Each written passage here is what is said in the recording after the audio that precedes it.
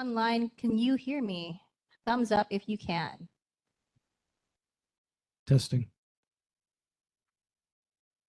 Okay, thank you, See- Sergeant. okay. This regular meeting of the Ala Moana Kaka'ako Neighborhood Board is now called to order at 6 p.m. The purpose of the neighborhood board is to encourage civic engagement to make sure that our neighborhood will be a great place and is a great place to live, play, work, and thrive. Ms. Kamea Gomes, if you could take our roll call. Chang, Here. Chi, absent. Barinas, not here. Hashimoto, Present. Fernandez, Present. Morella, Here. Rand,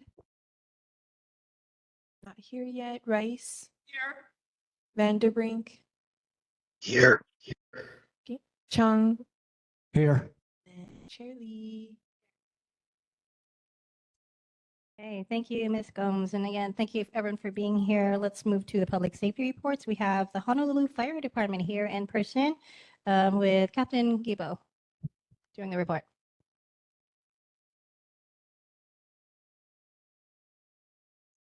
Good evening, everyone. Captain Gibo, Poa Fire Station in the Engine 2 First Watch. This is the October 2025 monthly neighborhood statistics. Is that?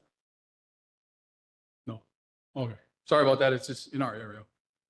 For the month of October report, 1 building fire, 3 nuisance fires, 1 cooking fire, 18 activated alarms, responded to 157 medical calls, 7 auto accidents, and 1 hazardous material incident. Our fire safety tip for this month is seasonal decorations. With the holiday season just around the corner, consider fire-resistant, non-combustible decorations. Choose only Underwriters Laboratory approved electrical decorations and follow manufacturer's instructions for installation and load. Use lights that are in good repair. Always turn off lights before leaving your home or going to bed. Do not overload power strips, surge protectors, and extension cords. And never leave candles unattended. Secure lighters and matches out of reach from children. Does anyone have any questions tonight? Thank you, Captain Gibo. Questions, Member Chung? Sorry about that, sir. I asked you this maybe 6 or 7 years ago about activated alarms. Okay. You explained to me that many of them are actually, the battery is expiring.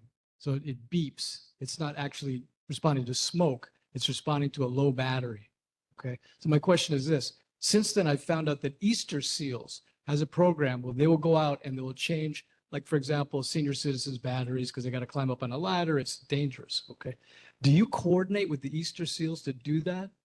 No, we don't. Yeah, we're, I guess on the liability portion from the department, we don't do the installation and or changing of batteries, so to speak.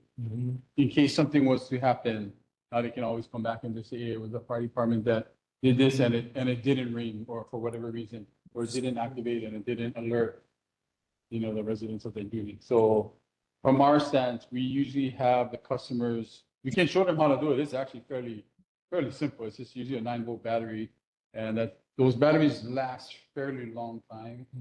And it'll give you that weird low battery beep when you know it's time to change. But I know, older people, they, climbing a ladder for them isn't the easiest thing for somebody that's a little younger. Yeah. But Okay. Thank sorry you. about that. Yeah. Thank you, Member Chung. Any other members? Okay, Captain Gibo and Honolulu Fire Department, thank you for being here tonight.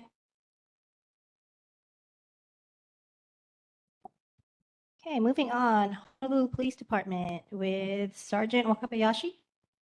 How you doing? Good evening. Sorry I couldn't be there in person. We had a late arrest just now. So I'm just going to give you the stats for October. So I don't know if you can hear me, but for motor vehicle thefts, it was 17 this month compared to 20. Burglaries was from 7 compared to 13 the month prior. Thefts from 115 compared to 95. An entry into a motor vehicle, first degree, that's 9 compared to 8 last month. Assaults, 19 this month compared to 15.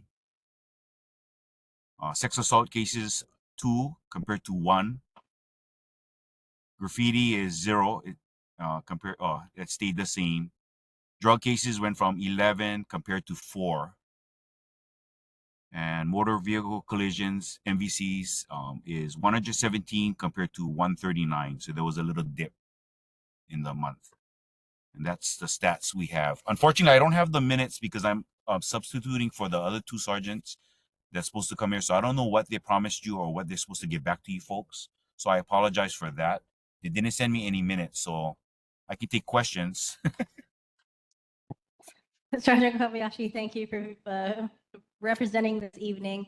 Member Rice. Thank you, and thank you for being here and substituting. We appreciate it. The stats sound really good because everything seems to have dropped, which is really good news.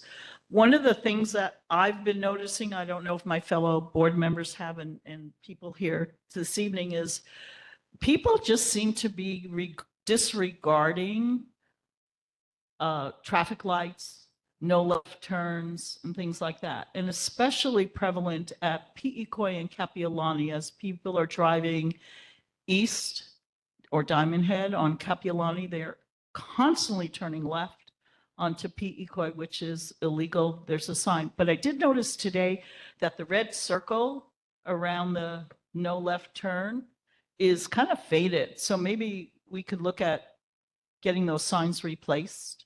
And I know at nighttime there's isn't it lit where it's like a light box or something where it says no left turn? I just feel there needs to be more of signage and all of that. And then I had mentioned at the 1 or 2 meetings ago at Sheridan Street, going the same direction, just past Pi'ikoi, there are those yellow stanchions there. Some of them that were on the ground are gone, which is a good thing, but they really need to be replaced. Every day I see people turning left from Kapiolani, heading Diamond Head onto Sheridan Street. And it's really dangerous there, especially given that there are the stanchions. But thank you. If people could be, if officers could be a little more vigilant in that area, I think maybe things would be resolved. Thank you so much. Okay, thank you very much. Just to let you folks know, we have to notify the Department of Transportation that has to, and the city to see if they can replace the signs, yeah. Because the faded signs is it's an ongoing problem for the entire island, yeah. But I do agree with you. There is faded signs. We're gonna I guess send a complaint to them to make sure that they can update the signs. For 1, 2, I'll see if they can replace the broken stanchions on Sheridan Street. I know exactly what you're talking about. That's where the running route is, right? If I'm correct. Correct. Thank you very much. And then, of course, and we'll have the police officers. I'll let our acting major also know that if we can have more police presence there, yeah.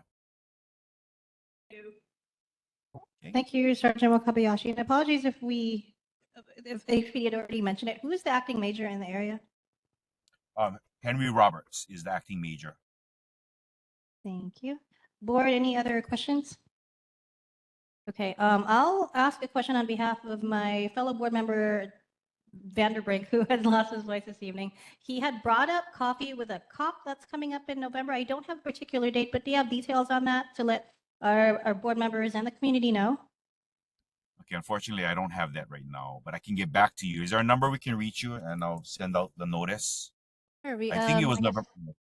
Yeah, we can do it through NCO. Okay, I'll let them know to send you folks a notice when I think it's coming around the corner, November 5th. I'm not sure.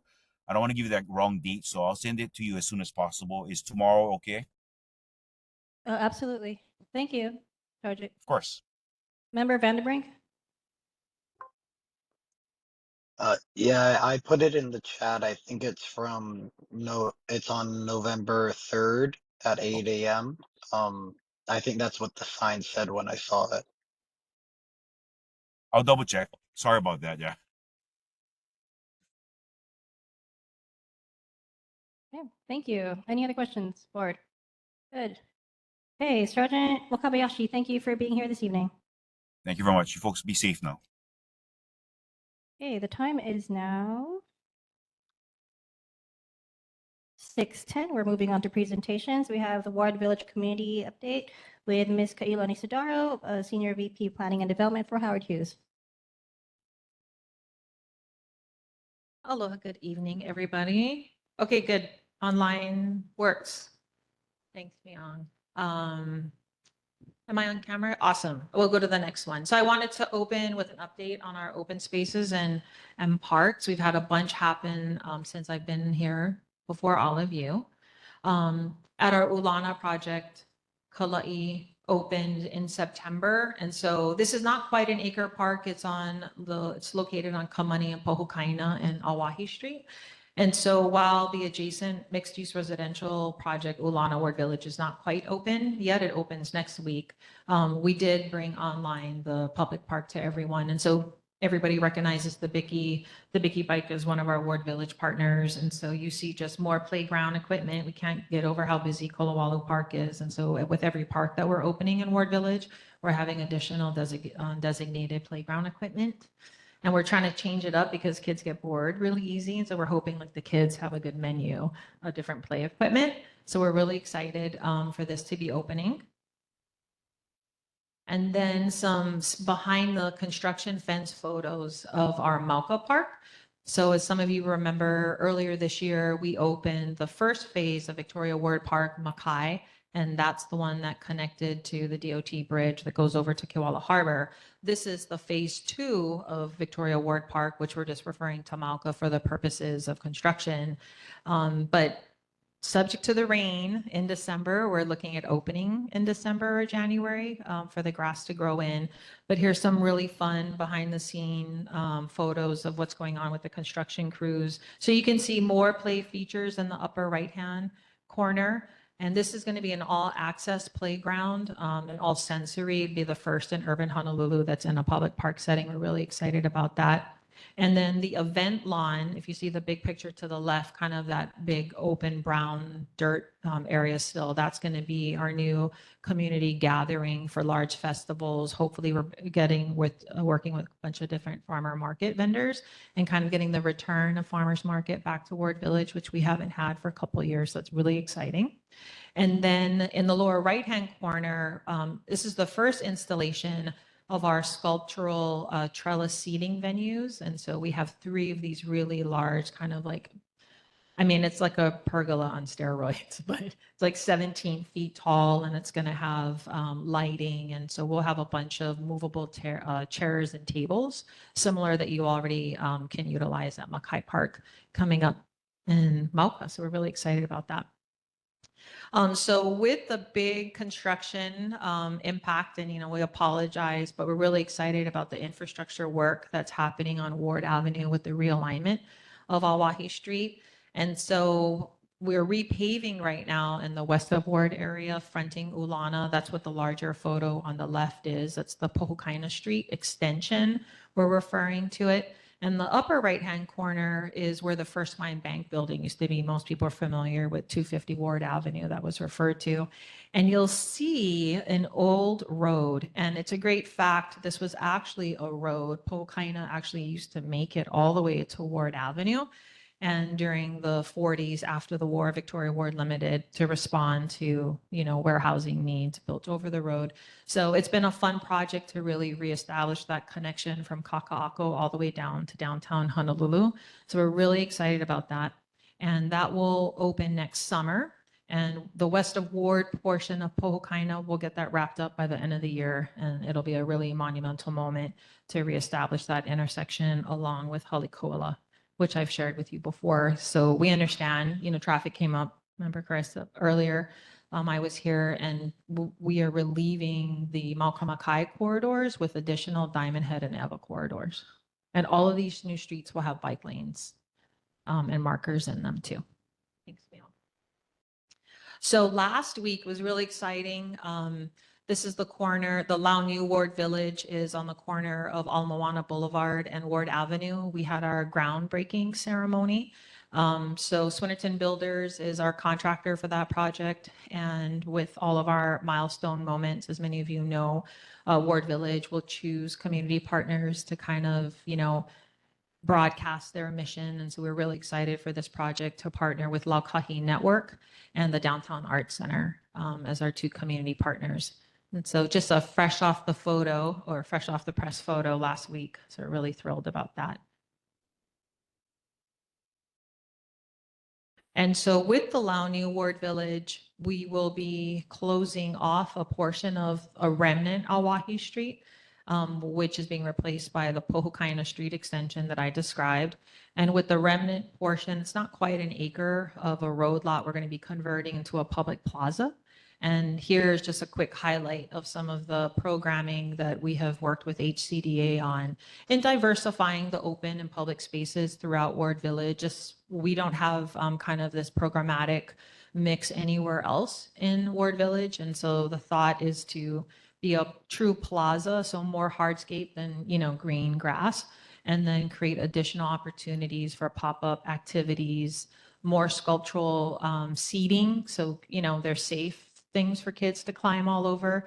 And then we're integrating not a traditional chess, but the Konane chess game into the hardscape there and kind of bring in some oversized, play pieces for the community to use at their, at their desire. Thanks. So we actually started this project, though I had wanted to be here next month to kind of, do a courtesy notice. We did reach out to the area residents and tenants in nearby residential towers. But this is a new project that we are doing for HECO. It actually is a 25 kV infrastructure project. It is an area meaning it services all of the Mauka area for Kaka'ako HCDA's district. And it starts at the Waimanu substation where the Heart power supply comes from, and HECO has a joint use there. And so anyone interested who is living in the area, and I have some photos, I have an email address, I'm happy to send you the flyer in detail, but it does come with a 24-hour hotline for noise. The work is not happening overnight, but we recognize, there could be lights, there could be steel plates, similar to the things that we responded to on Awahi Street that we know are important to the community. We have published work hours. It's only Monday to Friday, no holiday, no weekend, and only 7 to 3:30. And so more details, and that's just kind of a broad map so that everyone can understand. It basically is going to go from Waimanu to Queen Lane to Queen Street out to Ala Moana Boulevard. And it does span through January of 2027. And the next slide just has photos to kind of orient everyone, because it really is kind of a long project that meanders through a bunch of side streets. And so it's all the work is occurring within an existing right-of-way in the road. There will only be intermittent sidewalk closures and road redirection, but there will always be traffic open. So everyone can always get through Ala Moana Boulevard to Queen Lane. It's just, you may have to stop so that they can let people cross and then let you back over to the share lane of traffic. So next week, we celebrate the opening of Ulana. And it's really humbling to be back in front of all of you in the 4 years in which I initially announced the groundbreaking for Ulana. I can't believe we're here, 697 reserved housing. This is our 100% reserved housing project that we've front-loaded all of our reserved housing units in Ward Village. And so just the last 2 milestone photos, the groundbreaking in the top, and then we had our topping off in the lower photo. And next week, Monday, we do our final blessing with Kumuhina. We're really excited about it. And then that Friday, residents move in. So we're really thrilled. We have over 100 families moving in all throughout Christmas. And it's been a Herculean effort. Hundreds of people involved to get the building wrapped up, and movers and furniture, and that's kind of where it's at. So it'll be really exciting to see the parks and the kids kind of come online starting next week. So that's really exciting. And then I also wanted to give an update. It's been a bit since I was here presenting a block and Northwest, we had called it previously in 2023. It has since been named Mahana Ward Village. And this is kind of a, pork chop size, parcel, but it's basically it's along Halikuila extension that we're building out with the Park Ward Village, and it touches Ward Avenue. And then it's basically also where the Heart Station for Ward Village is. Given that's hence the kind of unique shape that it has. And so we have been working on doing a PDP amendment. And so just kind of going back in time, this is a watercolor rendering of what that Ward Avenue transit plaza is going to look like, and how we have worked with HCDA and HART to connect to the revenue escalators. HART refers to them, but kind of how everybody's going to come off Ward Avenue and go up into the platform. So we, in 2023, which is the last time I came before everyone to talk about the plan development permit, we're seeking an amendment to the existing approval that allows us to increase the number of homes from 340 to 451. We're also increasing the commercial spaces for restaurant and retail along Halikuila and Ward Avenue. And then, the open space is really the transit plaza that will now be the feature on Ward Avenue. And the amendment is to allow for additional homes to go into this project. And it accommodates a really unique wastewater easement that we have that connects, basically an existing sewer from Queen Street all the way down to Alwahi Street. And so there are some limitations with that result in a podium height differential. And I have additional slides on that.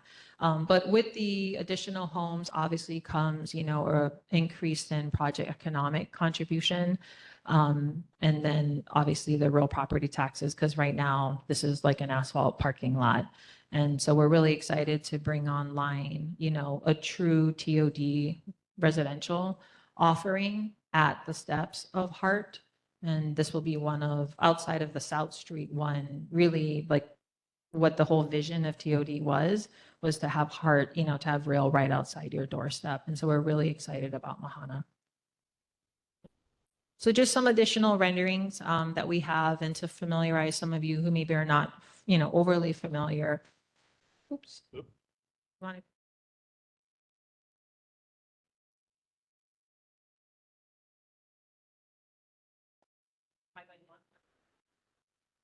That's a sign I'm going long. Okay. But we have the snippets of kind of what we feel the community, where people tend to go in Ward Village. And so just snippets of those photos, kind of that indoor, outdoor restaurant spillover, trellis covered areas that we have along Kamake corridor and on Halikuila with A'ali'i. And you can kind of see all those, everybody eating outside now. And so we're going to do more of the same along the Halikuila corridor, and then have it connect to the Mauka portion of the park. Thanks, man. And so oh, yes, sir. So it's designed to be a transit. So how much parking are you going to be providing for that, Moana? The parking count, I have to follow up. I don't have the parking unit count, but it's connected to the number of bedrooms and it makes market. Yeah, so there's not, I guess, there is parking. It's not a TOD project where there's no parking. Yeah. Okay. Some of those, yeah. Thank you. Will there be public parking for those who maybe want to drive to hop on the rail? Sure. So the parking program, if you will, within the Ward Village is what they refer to as like a district solution. So we have 3 district garages. There's actually 2 other district garages right at this corner. The Park Ward Village, when it opens up next summer, will have hundreds of additional stalls dedicated to support all of the commercial and retail. There are no commercial spaces within Moana purely because of the unique kind of triangular podium. You saw that in the aerial. For us to accommodate. And then the Whole Foods garage is also right there adjacent. And then Kekilohana actually has open commercial stalls as well. We don't refer to it as like a district garage per se because it's only in the dozens compared to like our South Shore Market stall. Ulana has district parking. And then obviously the Park Ward Village and Whole Foods. Yeah.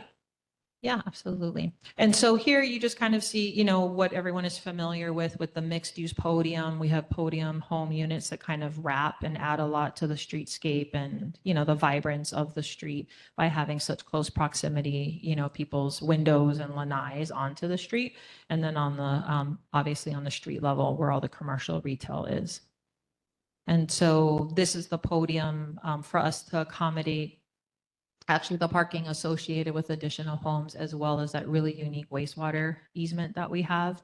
The variance to the PDP amendment will include an additional 30 inches in the variance request so that we can accommodate the sewer easement. There's a clearance requirement to build over a sewer easement.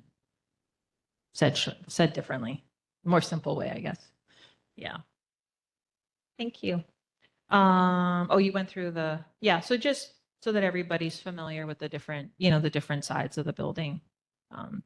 And then lastly, you know, we do have a number of monthly newsletters. So if anybody's interested, in case there's anyone, you know, new joining us online, we have Kewalo Harbor. We publish monthly. If anyone's interested in that, I can sign them up for our Kewalo Harbor mail list. We have a construction specific monthly newsletter for those of you who are maybe more impacted by some of the temporary road closures. I can send you, that's the newsletter in the middle. And then we have, you know, the really fun one. That's kind of like our village news, and that's got the retail and the park events and our first Saturday events. And on November 1st, on our website, we'll publish our holiday calendar. I know many people you know, have kind of made traditions at this point with, you know, our holiday calendar. And so we're bringing back the Hawaiian music series, we're bringing back the light show, and then some of the other, you know, hot cocoa events and stuff like that that we have. And so this is the email address, communityimprovements@howardhughes.com. If anybody had any follow-up questions, you know, now or later, it comes straight to me. It's just much easier than my name. People were misspelling my name. So community improvements, if anybody has any questions, it comes to me. And then our holiday calendar comes out on the 1st. Ms. Todaro, thank you for being Thank here you, this sir. evening. Board members, questions? Member Chang. I always ask this question, pet friendly? Yes, but you have to have leashed pets. We don't regulate the kind of pet. That's like a long list nowadays, but it's got to be leashed. Yeah, Thank you. you're welcome.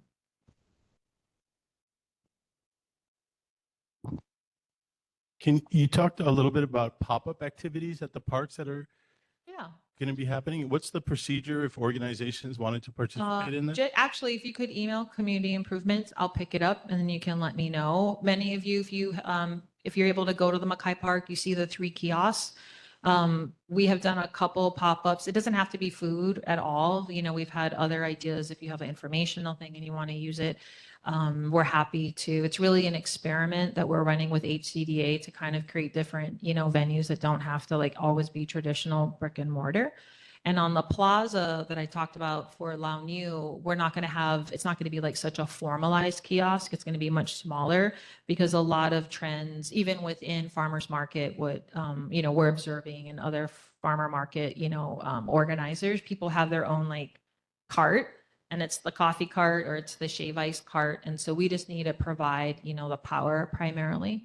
And so if you have any fun ideas, we're all about fun, just email me. I know our marketing department would be interested.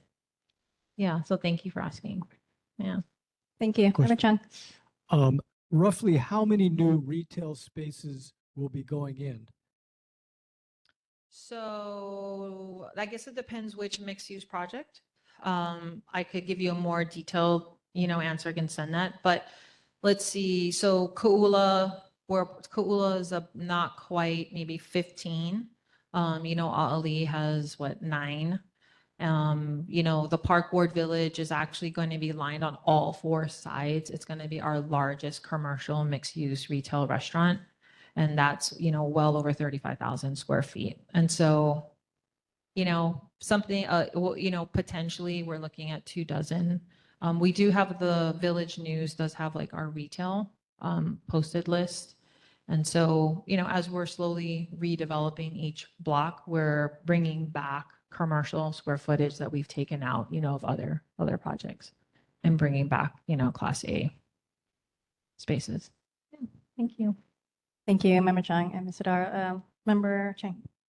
I appreciate that just about everywhere there is open for leash dogs. Any plans in the future for an off-leash park? Yeah, so the current HCDA, we were a part of HCDA reprogramming Kolowalu Park into an off-leash. And so that's really our, our contribution since, but yeah, there's a lot of mix in the other shared spaces. So we just require leashes for One at- liability. So the one there is going to be bigger? The Malco Park The- is the bigger. dog- Well, it's leashed. You just have to have a leash. We're not doing an off-leash Okay. park at the event lawn, yeah. But you're obviously can walk through with your parks. I mean, your animals, yeah. Okay, thank you. Board, Thank any you. other questions? Hey, Ms. Carolina Isidoro, Thanks, thank you nice for to being see here. everybody. Happy gobble gobble. Thank you. And Mr. Myungo, thank you for being here as well. Okay, moving on, we have the 1588 Ala Moana project with Mr. Isaiah Sato from ARM Toll. Welcome back.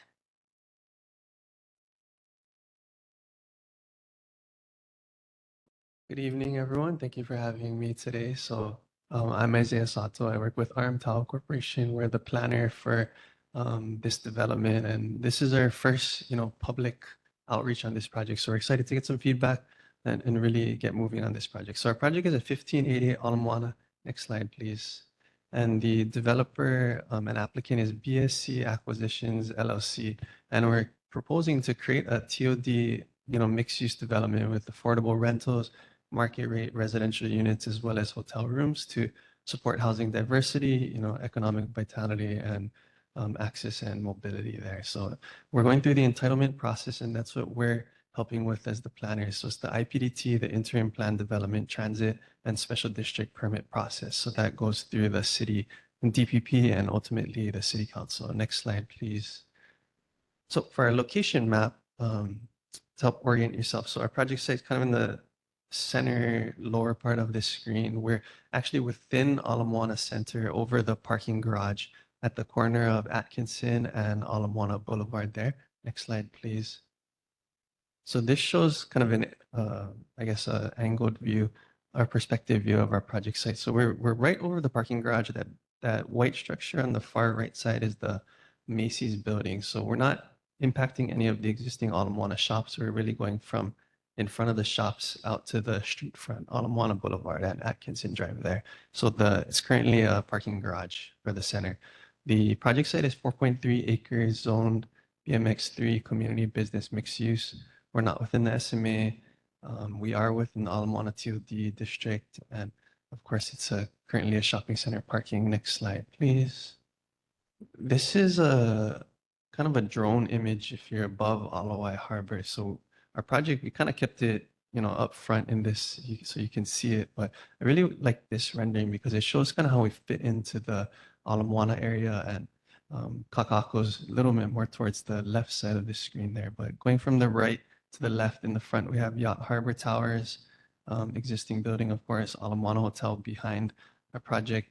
There's two portions to the project, and I'll get to it in the next slide. But there's a 400-foot portion and a 200-foot portion, and there's many other 400-foot or similar height buildings in the area, and we're really up with what's in the neighborhood. So our project has 52 affordable rental units. It's going to be for 80% AMI households reserved for 30 years. 145 market residential units, 291 hotel units, as well as 26,000 square feet of commercial space. So on the right in the rendering, the hotel is primarily on the right side. The residential is that upper left, and the bottom is kind of the parking, more or less there. So next slide, please. This is a program. So kind of going from the right to the left. So the right is that hotel that we're talking about, the 291. It's kind of in the light blue there. In the reddish pink is the market residential, which is the 145 units. The affordable residential is in the darker blue at the lower left of that this section there. So the building height, the residential part 200 feet, the hotel part 400 feet, floor area ratio of 6.0. we do have mall as well as project parking. So we're going to be taking out mall parking, putting back 560 mall parking stalls there, as well as providing 575 both residential and hotel parking. As a TOD project, close to the proposed potential rail station and other TOD projects, we're going to be providing bicycle parking over 300 is in our current design. Next slide, please. This shows our ground floor plan. So kind of moving from the top right to the bottom left, well, to orient yourself first. So the right is Atkinson, the bottom is Ala Moana Boulevard. So it's really right at that intersection there. The top right is the vehicle entry. So that's our main vehicle entry for the residential and hotel portions of the project. Coming to the middle of the slide where you see that cluster of purple, that's a new retail corridor. So we're really excited to open up good access from the shopping center to that Ala Moana Atkinson Boulevard intersection. So we're really having a wide pedestrian plaza access space. The purple spots are proposed retail. So we do have some commercial retail on the ground floor, not a ton. The intent is to support Ala Moana Shopping Center and not to detract from it. So we really want to focus a multi-use corridor for people from the beach in Waikiki to get to Ala Moana Center there. On the left side is the parking garage. So on this ground floor, it's mall parking, but as you go up, it becomes project parking there. Next slide, please. This is a residential section.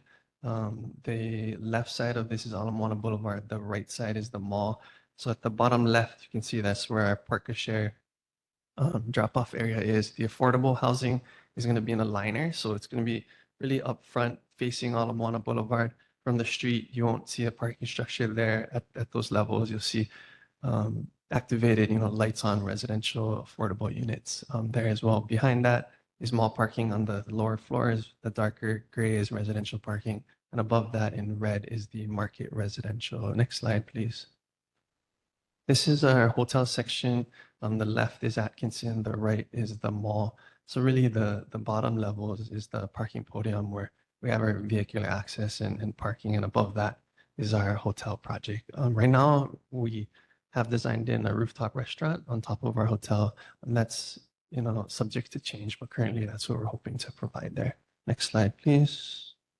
And this slide I wanted to spend a little bit of time on. I mean, this is really the heart of our project. We're working in alliance with the city's TOD plan. So the city's TOD plan, Ala Moana TOD plan, envisions the Ala Moana area as a livable urban community and a model for walking, biking, and transit usage. The Ala Moana neighborhood will embody cultural and income diversity, convenience, and the aloha spirit, continuing its role as the place where locals and visitors gather together. So that's a quote from the TOD plan itself. These are three of the key vision and policies that we're working with. Of course, residential diversity, a wide variety of housing types and sizes to accommodate diverse lifestyles and income levels. So we have affordable up to market. Our hotel is within the convention center district, which is carved out in the TOD plan as the area that hotels are permissible or allowed. So that hotel is really supposed to support the convention center area there. And that bottom one, the Make Ala Moana Walkable, of course, we want to make a safe, convenient, comfortable pedestrian environment with wider sidewalks, amenities, and a good direct connection to Ala Moana Center. This next slide is the last slide I have today, and it's our timeline. So we're up in the front part of this project at the far left, pre-application. So this is us coming to the neighborhood board. We just met with DPP yesterday, and we're going to go to the City Council Zoning and Planning Committee for an informational briefing. Once we submit, targeting this year, it goes to DPP, who does the initial review.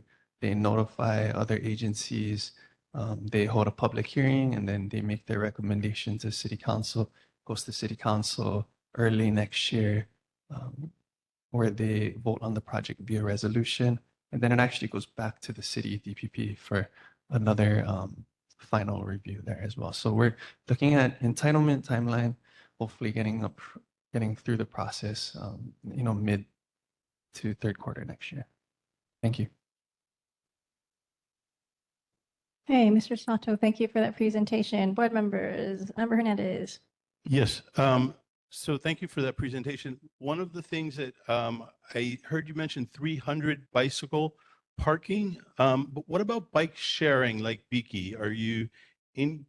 Because currently I think the closest Beaky station is in Ala Moana Park, and that's kind of a difficult intersection for pedestrians to cross. Is there any plan to have a bike share station on the property, or is that something that you would consider as you move the project forward?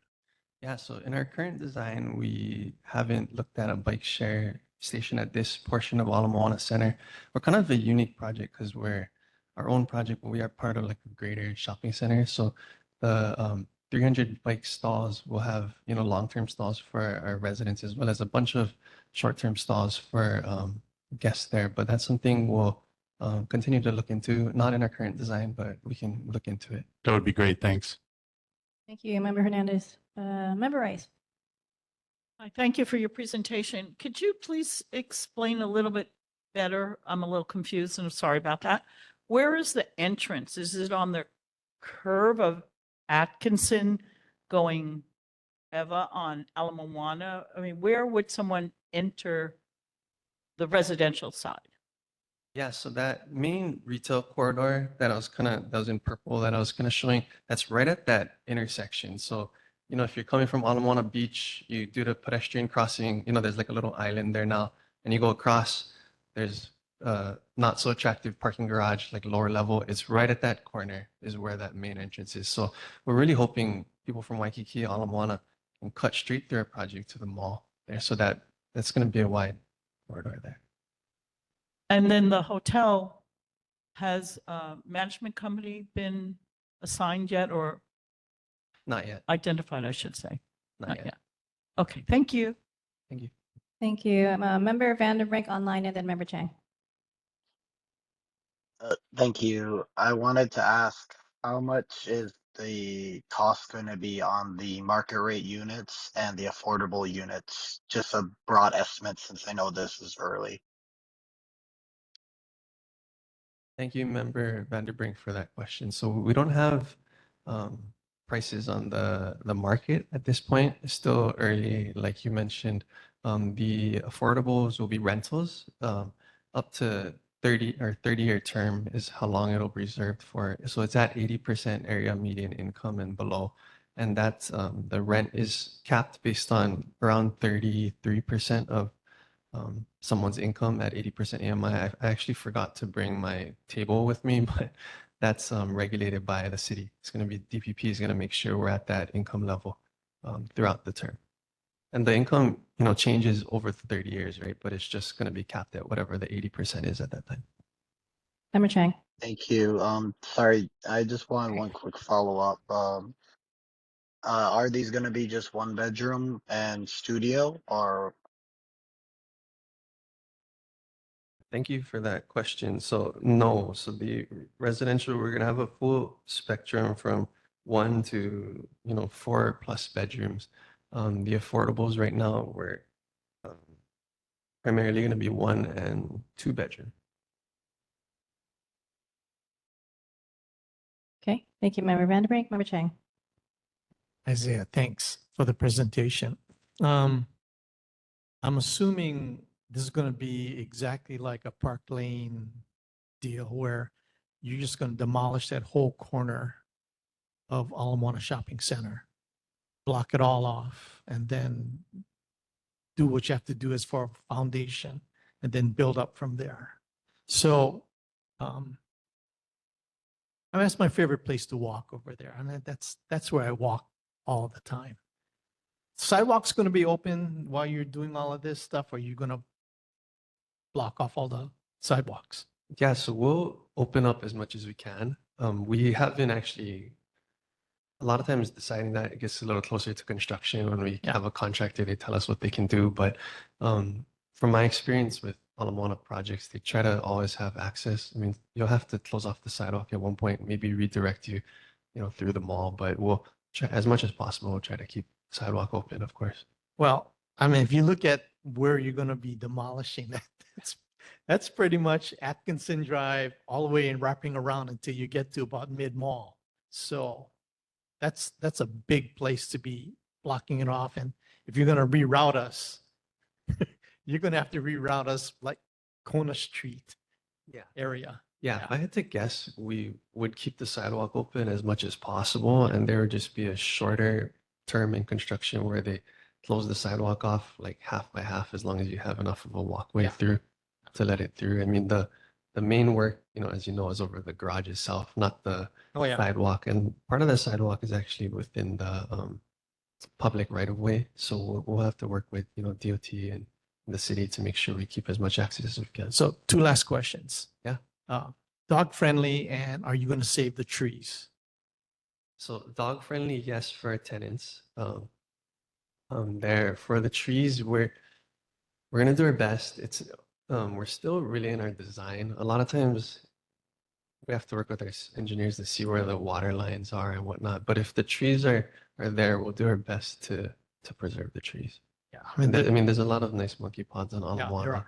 and Atkinson, so we'll do our best to have a nice landscaping in the area, similar to Park Lane. They did some changes with the trees, but at the end of the day, they tried to make a nice landscaped area. Yeah, it's also one of the last really nice areas where they got this incredible bunch of pearl ginger, and it's beautiful when it's in bloom, and that's right smack dab where you guys are going to demo. So hopefully you guys will put some back. Member Rice. Thank you. Currently, on that corner, Atkinson and Moana, there are stairs that people could take to go up to the mall. Will there be some kind of public access so people who are walking from Waikiki, which a lot of people do, and then they use those stairs to get into the main level of the mall? Will there be access for them to do that? Yes, definitely. So that's actually a big part of our design. That retail corridor that I'm highlighting, that's primarily on the ground level. So right when you come off, it'll have that main corridor where you can cut through to get to the, what is that, Macy's side of the mall there. Throughout that connection, there'll be ways to get up, on the other levels there. To the main level? Yeah, but that's really important to us. I mean, to have that. I think it's amazing how many people come from the Waikiki side to Ala Moana. And it's really like almost like a gateway to that portion of Ala Moana. So we're going to work hard at trying to beautify it, add landscaping where we can and have a Great. good. Thank you. Thank you, Member Rice. Mr. Sato, couple of questions. Did I see that right on the map where the affordable units are on the same floor as the parking lot? Yeah, so we in the parking podium, it's going to be fronting. So if you're standing on Boulevard, there'll be like the porte-cochere ground level stuff. And then when you go up to the third and fourth level, you'll see the affordable units lining Ala Moana Boulevard itself. So that's something that we like to see in these TOD kind of communities, so that we don't see, just a parking garage or a parking screen. We try to activate it as much as we can. And the affordable housing will be able to have, that street front there. And so hopefully we'll see, lights on there and not just cars when we're on our walk. Got it. Thank you. And you mentioned that you are in the preliminary stages of this project. I see on your timeline that you are going to be going through public input, and it's great that you're at our neighborhood board, but we also want to make sure that you guys reach out to the rest of the community. So how will people find out when these dates are, and then like where can they place public input? So once we haven't submitted yet, so that's really what kickstarts the process. So once we submit the DPP, we send out a notice to anyone we're going to send out a notice to anyone within 300 feet of Ala Moana Center itself. So we'll send like a letter to all the adjacent neighbors there. And at any time, people can send in comments to DPP. There's also the public hearing, which is a good forum to provide your testimony there. And ultimately, it's city council. So there's always, times that city council committees are at full council to provide testimony or to come in person to testify. Thank you. Board members, any other questions? Okay, we have a question online from Mr. Ben Sudowski. Thank you. I was just wondering, I saw on one of the slides that there appeared to be on the hotel portion, the lower part, there was a label that said condo hotel, and then the upper part said hotel. I was just wondering, is it the idea that it's going to be like both of those things, or is it, what are you folks thinking at this point? Yeah, thank you for the question, member or and Sadowski. So, you're correct. In our hotel portion right now, we're going through different design scenarios, but right now we're looking at a hotel and then a condo hotel portion. So the condo hotel is really just an ownership. You know, it's sold to individual owners versus a entire hotel unit. But the intent is to have it all to enter one hotel pool at the end of the day.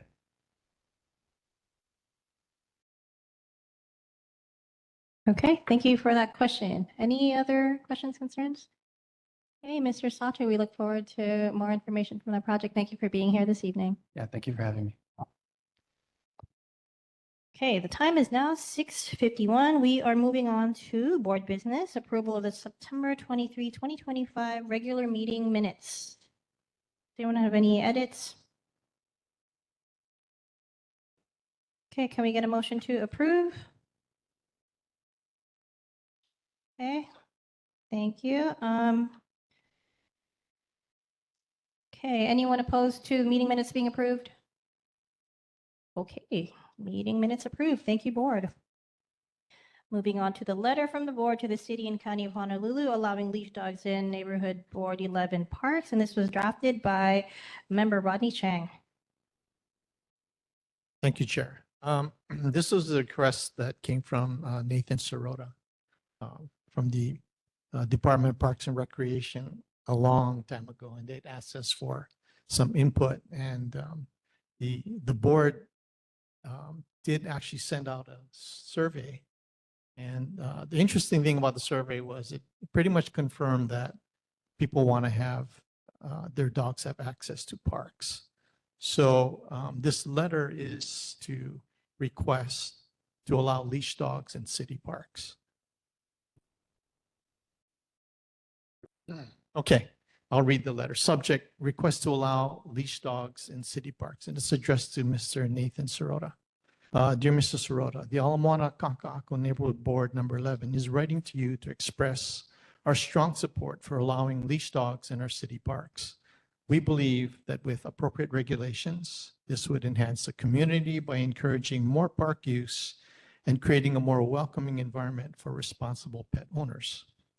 Our city currently has limited options for dog owners, which means many residents are unable to fully utilize our public parks. By implementing a policy that permits leash dogs, we can open up these shared spaces to a wider range of community members who consider their pets to be part of their families. To address potential concerns and ensure the success of this policy, the board proposes the following specific measures: mandatory leashing, enforce a strict leash policy for all dogs in all public parks. Exclusions, prohibit dogs from entering playgrounds at all times and from active sports fields when in use. Waste management, ensure there are ample waste disposal stations throughout the parks and enforce leash and waste pickup laws through clear signage and consistent enforcement. Education and community stewardship, pair the expanded access with educational campaigns on responsible pet ownership and highlight how a greater, more visible community presence in the parks can deter negative activities, thereby enhancing safety for everyone. Allowing leash dogs in our parks is a reasonable policy that reflects the needs of many residents. By adopting these common sense measures, we can create vibrant, active public spaces that are safe and enjoyable for all members of our community. The following is a list of area city parks in and around the Ala Moana Kaka'ako district that the board supports for on-leash access: Alawai Promenade, Kiwalo Basin Park, Kaka'ako Makai Gateway Park, Kaka'ako Mauka Gateway Park, Pawa'a Inha Park, Sheridan Community Park. Thank you for your time and consideration on this important issue. We look forward to your response and are available to discuss this further at your convenience. Thank you, Member Chang, for drafting that letter. Board discussion. Any questions, comments, concerns? Chung. So this is a follow-up of a previous approved resolution, or no? No, okay. No, we have not yet submitted, and Okay. and so that was one of the points that Member Chang had brought up too. We can do this letter, or we could also do a resolution for it. It really depends on what, the consensus is from this board. Member Vanderbrink, did you have your hand up? Yeah, just wanted to mention, especially with this new project, it's very important we get more dog parks in the Ala Moana area to service these new buildings that are going up currently. Thank you for that feedback. Any other board members? Member Rice. Thank you. I think that we should start with the letter first to the Department of Parks and see how that goes. I know that they were duly impressed with the survey that we submitted, over 300 responses, which evidently was the most of any other neighborhood. So that was rewarding, to say the least. I thought, as Isaiah was presenting the Ala Moana Hotel project, yes, it's great that it's dog friendly, but there's no place for those dogs to go other than Ala Moana Regional Beach Park. So I would really like to see that park added to the letter. I know it's a long shot, but I think the more we push, the more the Parks and Rec Department realizes that Ala Moana Park has to be for everybody, dog owners and non-dog owners. As long as they're on leash, as long as you pick up after them. The homeless are in there leaving their trash all day and all night, but a dog can't be walked with a responsible owner picking up after them. There's something wrong about that, in my mind. Thank you. Thank you, Member Rice. Any other comments? Member Chung. Sure, I have plenty of experience with this. I own a dog. I grew up with dogs. I also run and I play sports in the park. Okay. And friends of mine also coach, kids in the park and so on. So the issue really is enforcement. Okay. So unfortunately, I've had numerous incidents where I'm trying to run and the dog is not on a leash and it'll jump at me. Okay. And this has happened to other people that I know. So if they stay on a leash, great, because they're not going to be able to bite you, right? You can just avoid them. But unfortunately, enforcement is non-existent. And when you do call the police, they're very reluctant to come. And I've also spoken to police and I've spoken to other law enforcement officials about this. They're very reluctant to enforce. They just don't want to do it. It's an unpopular thing to do. It's an unpleasant thing to do. And they almost act as if, well, it's a gray area. Well, it's not a gray area if you get bitten. Okay. So I have a personal solution that I use. Maybe it can be expanded, but it's this. So when I run, whether it be in a park, on the beach, I carry a stick. Okay. And that makes it completely safe. There's no way that I'm going to feel uncomfortable using my park because I can protect myself. Okay. I'd also like to bring up a veterinarian that used to be on this board. And he explained to me that the tragic consequences of a dog attack with kids is the dogs bite their face and disfigures them. This is really serious. Okay. It also potentially could cost millions of dollars in legal defense fees. You have a small child that's disfigured potentially for life. Not uncommon. The dogs don't get along well with kids and they bite their face because they're sort of the same height if the dog jumps, right? So in principle, I love this idea. I think it's great. Get people out. Get the owners exercising with their dog. It's great. The problem is enforcement. That is the problem. And dogs move quick. They move quick. The owners don't want to keep them on the leash. Okay. So it's sort of a moral hazard that the owner just wants to release it. The dog wants to run free, but the human beings in the park get put at risk and they can't enjoy the park. Okay. So because it's impractical to have a security officer there that's paid by the city to watch and see, oh, is somebody going to let their dog off the leash? And because when you call the police, they're very reluctant to come. Oh, you see a couple dogs running around. Well, we got other things to do. Okay. So the practical measure that I found is I carry a stick. Okay. That works. It's cheap. It's portable. It works. But how practical is that? Right? What are you going to do? Have a box for sticks at the park? It doesn't really work.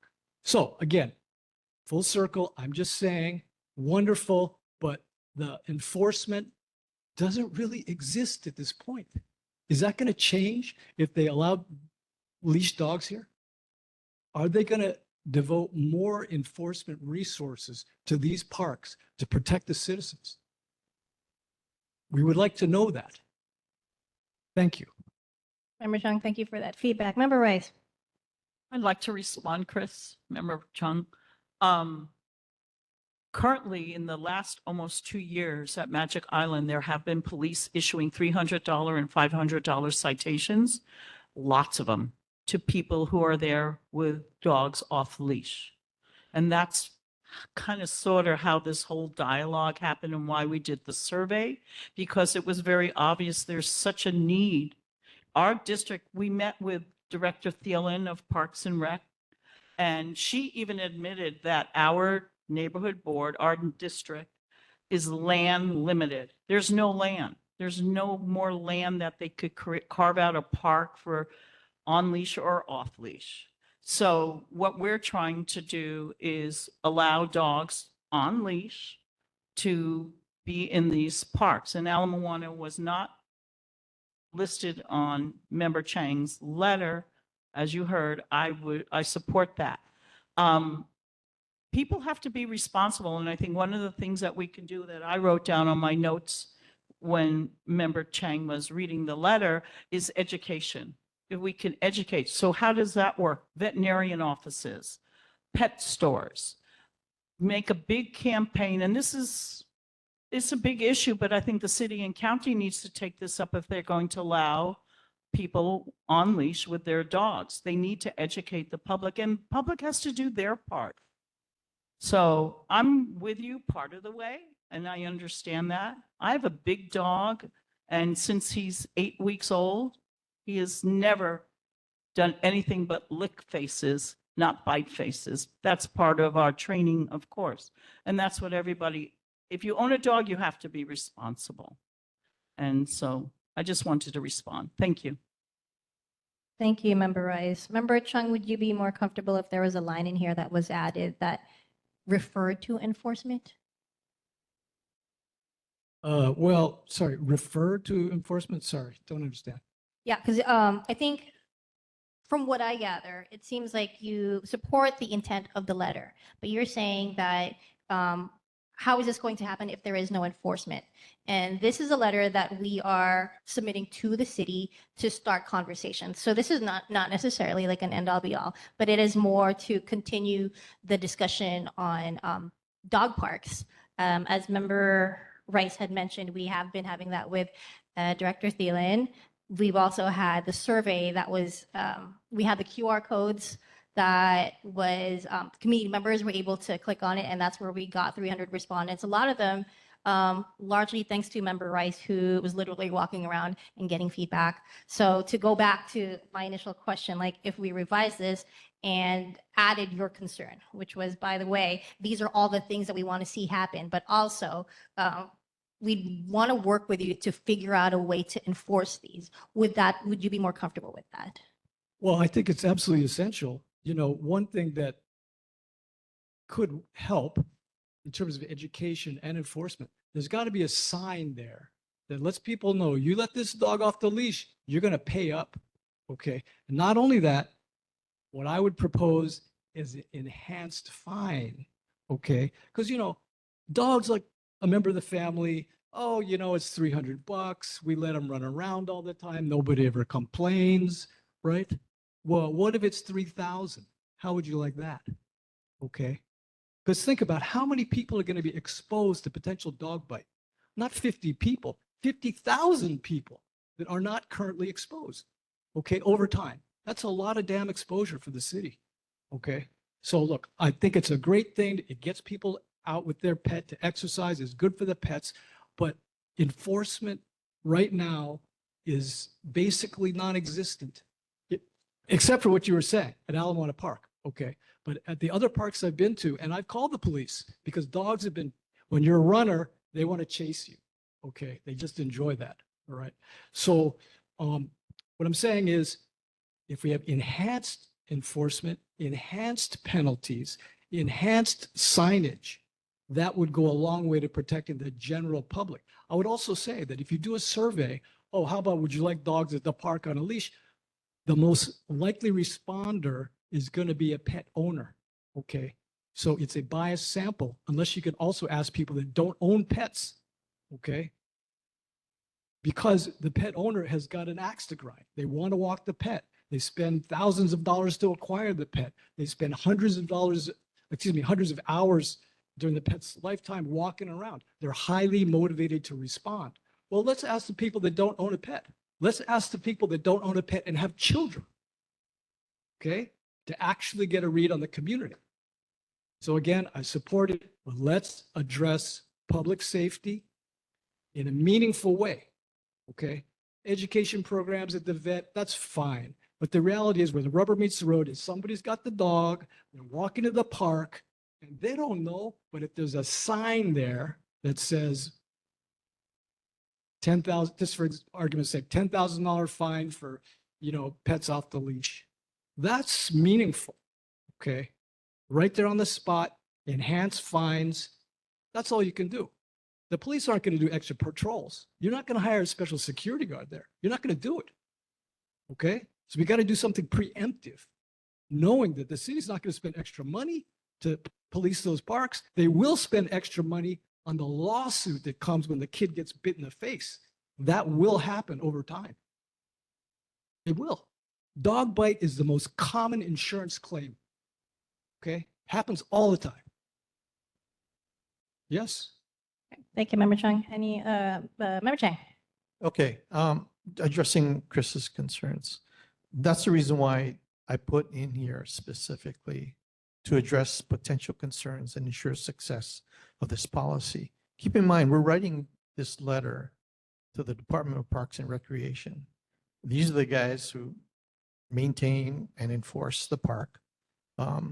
Obviously, yes, HPD does enforce that aspect of it. But, that's why I put in here education and community stewardship. Pair the expanded access with educational campaigns. The people who put on these educational campaigns are going to be the Department of Parks and Recs. So that's the reason why I added it in there. And that's why I put in these specifically to address those kind of concerns. And appreciate your input. I agree with you. Enforcement is an issue. I will say that I have called HPD on several occasions when I see people walking their dogs off leash on city streets. And initially I did the 311 and they don't really respond. But lately I've been calling HPD and they actually did show up about 1 out of every 3 calls. And unfortunately, they tracked the person down, but they couldn't see the dog because they were walking behind cars. So they just went past and came back to me and go, "Oh, sorry, didn't see him." So I agree with you. Enforcement is an issue. And all we can do is try to get the DPP to really, DPR to really try and work on ways in which they can enforce the leash law and obviously picking up after the pet. Member Rice? And for your knowledge, the entrance at Atkinson Drive and Kamakei Street into Ala Moana Beach Park, there are big signs that say no dogs allowed, just so you know. But the bridges do not have any signage whatsoever. Just so more signage is always helpful. I think people need to know that they could be fined if they are walking their dog there. But at the same token, getting it enforced is another thing. Thanks. I mean, a comment. Yeah, great that you noticed that, because for what we're able to do, should eventually the people are allowed to have the dogs on the leash, more signage and enhanced fines What else can we do that's affordable, right? So if this is what the community really wants, is to have the dogs out there, well, those are the things that I would recommend. Raise the fines, put more signs.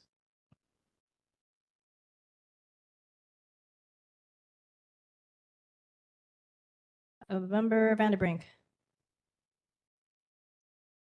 Yeah, I just want to state I support this letter and just make a point in referencing that we have tons of pet-friendly buildings and then no pet-friendly spaces. And so this is where this letters and the community is coming from, I feel like, in that as long as we have these pet-friendly buildings and more coming up, we need pet-friendly spaces. Otherwise, the problem's just going to get worse and worse. And that's why we see so many people at Moana Beach Regional Park currently with dogs. Thank you. Thank you. Okay, so we can take a vote on this and just some additional comments. I think that's, Member Chung, your concerns are very valid. And I think that's what this letter tries to address in a very general manner when it talks about like mandatory leashing and education and community partnership. So I appreciate that you put enhanced fines and penalties. That being said, we do want to continue the conversation with DPR. So what we can do is vote on the letter so we can send it over to them. And then we could also have a follow-up resolution. Just as a note, board members, our last board meeting for 2025 is next month. But that's one way that we can do it, is to continue addressing the issue and then going into more specifics with a resolution, bringing up some of the points that Member Chung had brought up. Does that work? Member Chung? Well, I can tell you guys are going to vote for it anyway. Okay, so that's fine. Okay, that's fine. I just want to say that it's fine to have a place for pets and pet friendly, but I want a space that's human friendly. Okay, for everybody, and that means you can't have dogs that are making people uncomfortable because they're unleashed, at physical peril because they can bite you.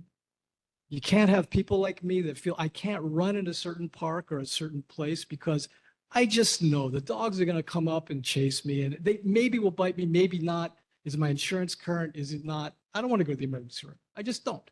Okay? Yeah. Okay, thank you. And again, just to bring this up, the letter is a request to allow leash dogs. So that addresses what your concern is a little bit, just to kind of clarify that. So with that being said, if we can take a vote, Ms. Gomes? Oh, sorry, make a motion, please. I just want to address Member Rice's recommendation to add Moana Beach Park. So if we're going to amend this to put that in, we should probably add that in as far as a vote.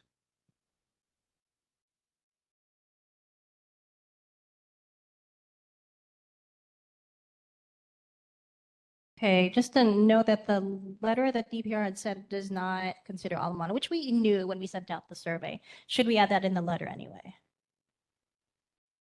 You know how we sent out the survey? Part of that letter was a response to DPR requesting for the boards to have feedback.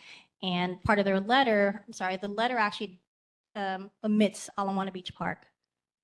So I suggest we just continue with what we have to move forward.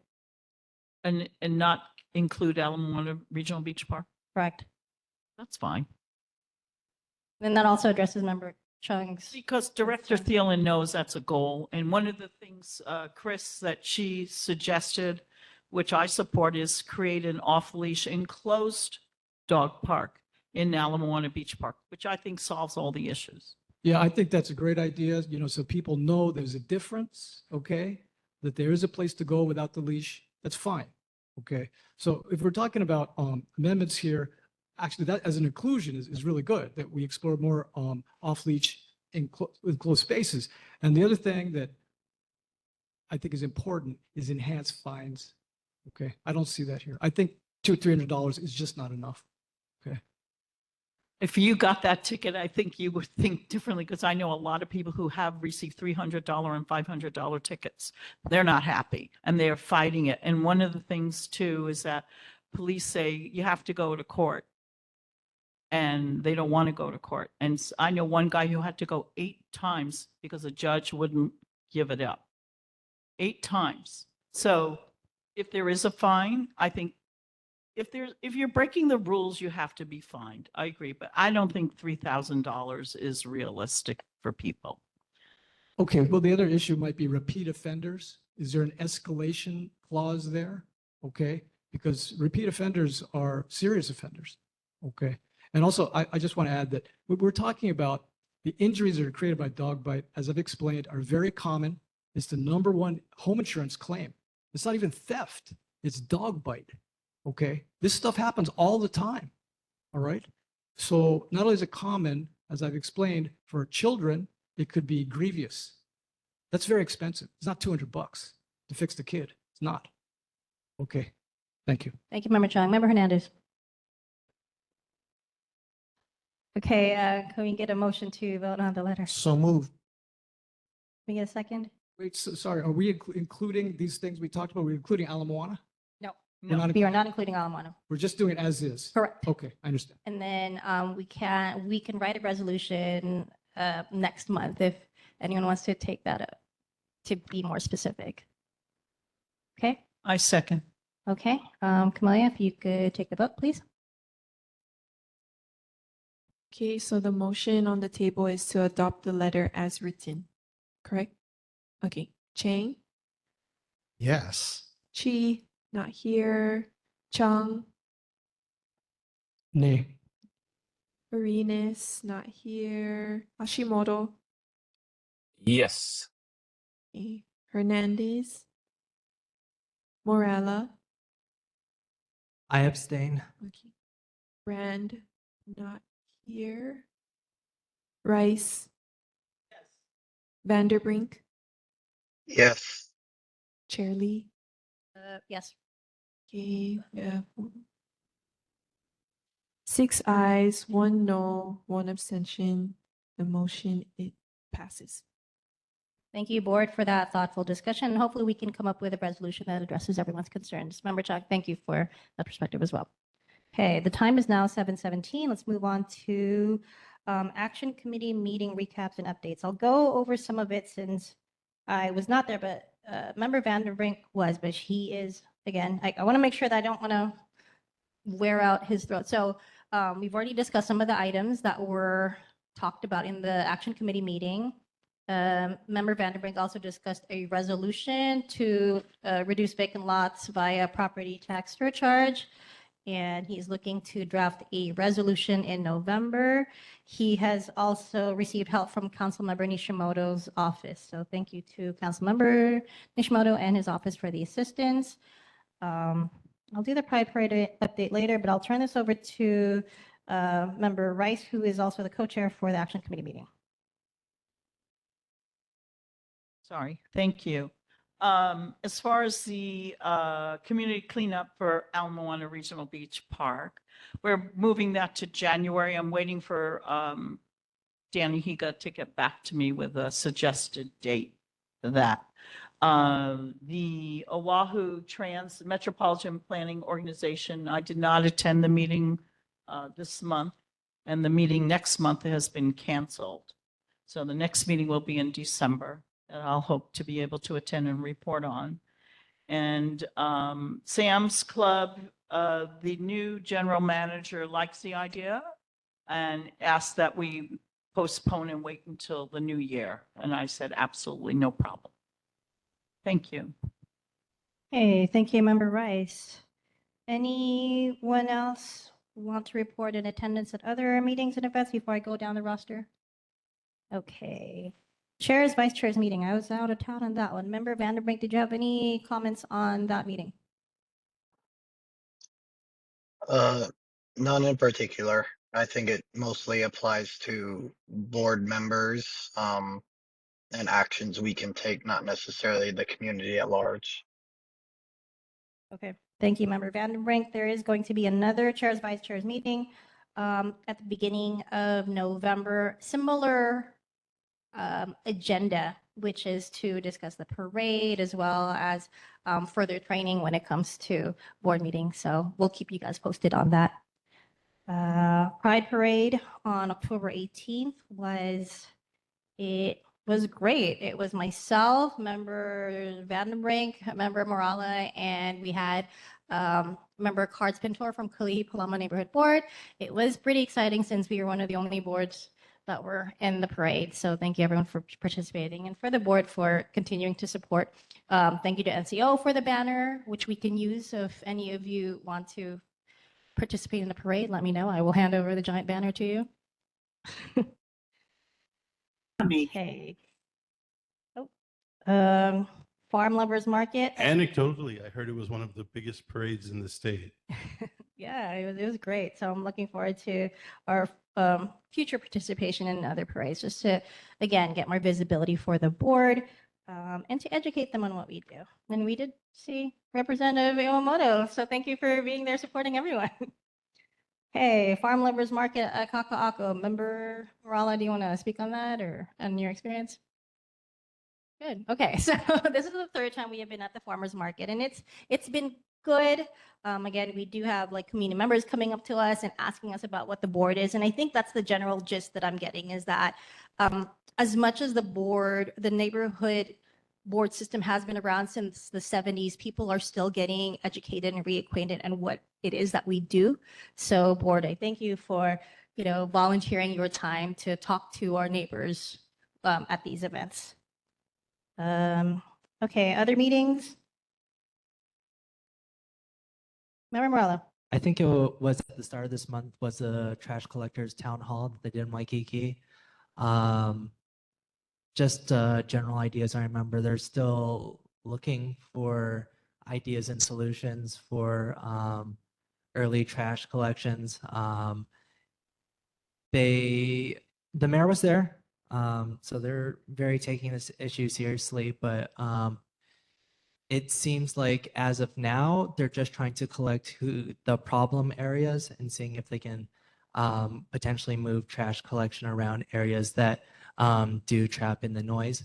So I don't have my notes with me, but if anyone is dealing with a lot of disturbance when it comes to trash collection in the morning, just send them my way. I'll try to get the information for that. Thank you. Appreciate that. Okay, upcoming area parades. So we did agree to be part of the Honolulu City Lights Parade. NCO did send out an invite to all the boards that were interested. So far we've confirmed along with, I believe, Kalihi Palama, Kalihi Valley, downtown Chinatown, and we're looking to see if we can get a trolley, but there may be some liability and cost issues for that. But we'll keep everyone posted. Minimum of 5 people from the board is, I wouldn't say required, but we'd love for you folks to come out for that parade. So let me know if you're able to. It's on November 29th, and I'll send you folks a reminder. Just let me know if you're able to make it. If not, no worries. Member Rice, if you want to offer your segues, up to you. But again, we are signed up to be part of that parade. So.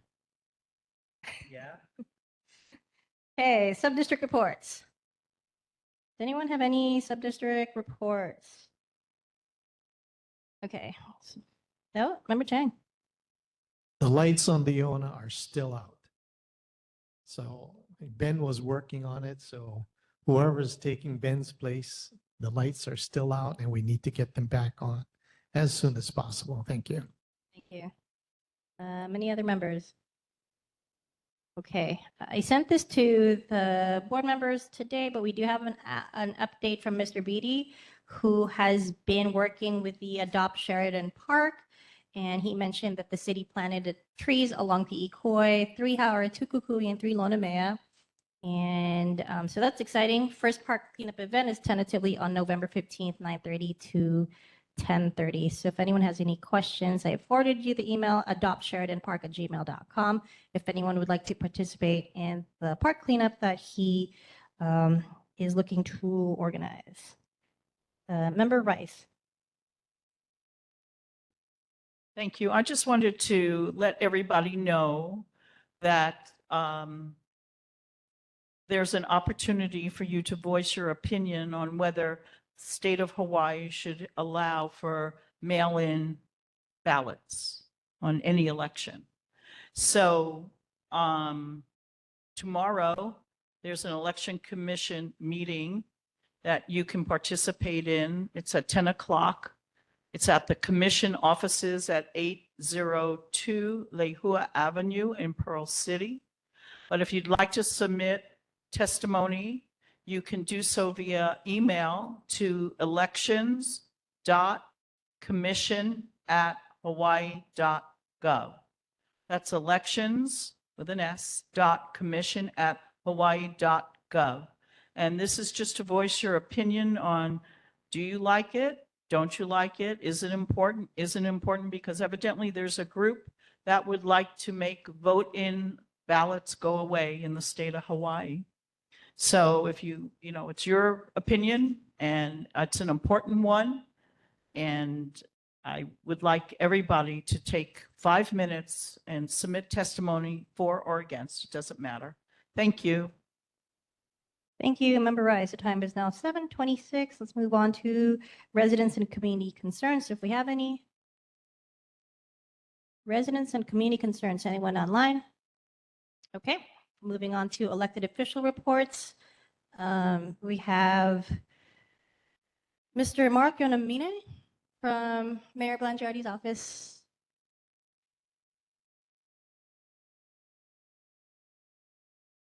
Hi, good evening, board chair and board members.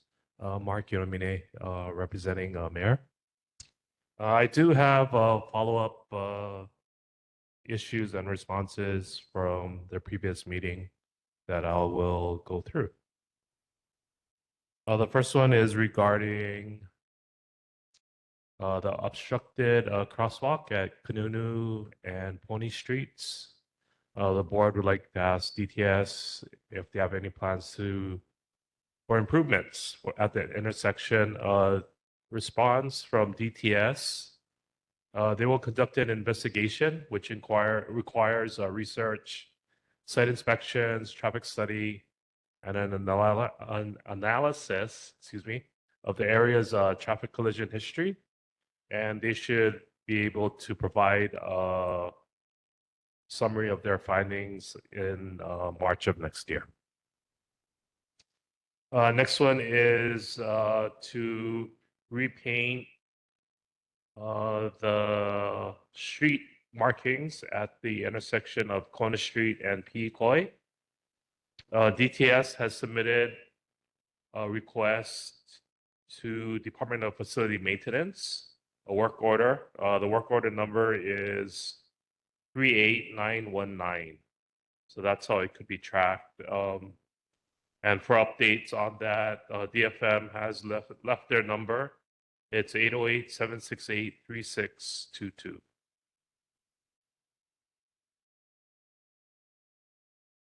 Next one is regarding repainting crosswalks at the Sheridan Street near the community park.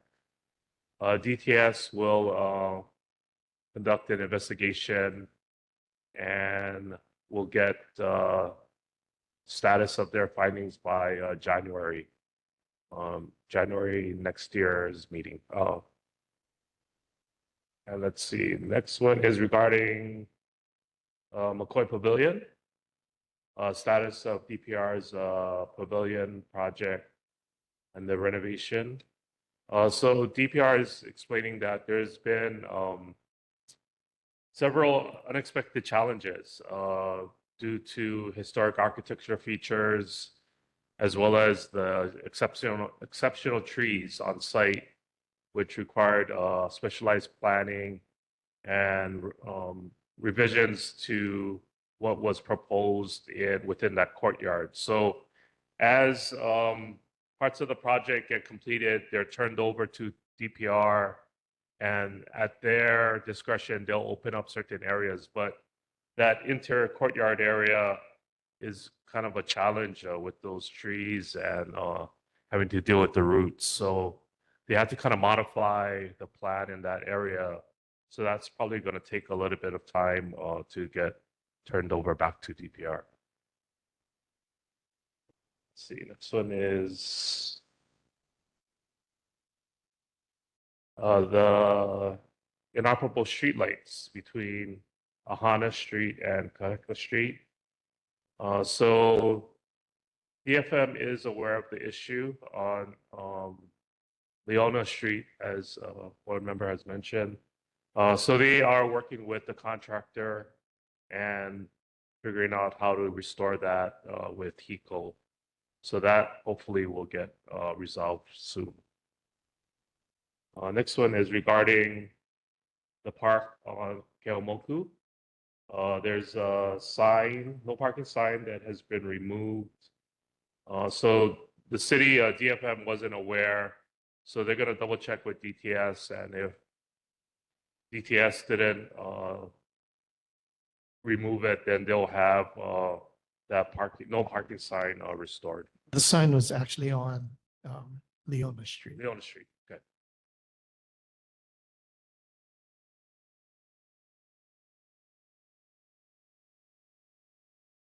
And the next one is the condition of the road pavement due to the construction of that project.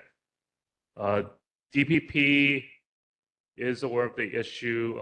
They haven't really had a good response yet. They're sending out their investigators to follow up. So hopefully by the next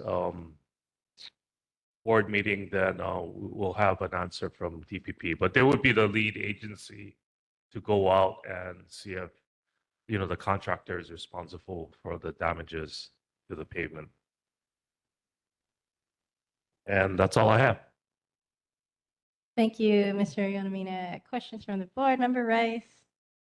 Thank you, Chair. At the August meeting, I had asked Mr. Sullivan about, and I have a picture I could share with you if you'd like, at the corner of Kapiolani and Keomoku Street, where the Auto Source store is, Okay.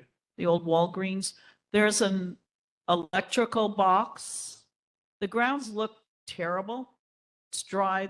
Nothing's been watered, nothing's been cared for. And there's this electrical box that looks like it was hit by some kind of vehicle that's the leaning tower of electrical boxes. And that wasn't in your report, so I'm not sure where it went, but I'll be happy to share the photo with you. It's a safety hazard, the way this box is leaning. And anyway, it's unattractive. It's across from the Target store. It's a main thoroughfare. It should be beautified. It should look attractive, and it looks like crap. So would appreciate someone addressing it. Thank you. Okay. Okay, any other questions from the board? Member Chan? I'd like to ask about sports promotion. Okay, the governor's office is big on this. It's been in the news everywhere about how we want to get more sports in the state going. What is the mayor's office doing about that? Are you coordinating with the governor's office, or what independent programs or programs at all does the mayor's office have? Yeah, I understand what you're saying. The governor definitely does have that sports office or something that he set up. I mean, as far as on the city side, we don't have something like that. But definitely, I mean, through Parks and Rec, I mean, we have the facilities, say like at Alawai Park or something that, or the soccer park right out at YPO. I mean, that's, I guess, that would be kind of the city's contribution, or to have like facilities available should, these events or tournaments want to come to Oahu. Yeah. Member Eduardo Hernandez. Can I just make a comment on that? So I work for the Hawaii Bicycling League, and we recently had the Honolulu Century Ride. We attracted nearly 400 people from Japan. There were people from across the United States, Europe, Australia. One of the really unique things that we had this year was we closed the Kaiwi Coast Road in the morning, which doesn't happen very often, and it went really well. And we want to thank DTS for facilitating that, for making that possible. Riding on the Kaiwi Coast to experience it car-free is an amazing experience for anyone who lives here. It's going to be happening coming up. They have the Kaiwi walk. It's a race and walk. I believe these are the only two times that Kaiwi Coast Road is closed during the year. And I think it's something that the mayor and the city should look into, doing it perhaps on a quarterly basis or more frequently than twice a year. It's a really spectacular. Where was that located? I'm sorry, The- it's the Kaiwi Coast Road from just above Hanama Bay to Sandy Beach. Okay. It was closed to traffic, and so people could enjoy it car-free. And it's an open streets type of activity that was adopted by the legislature.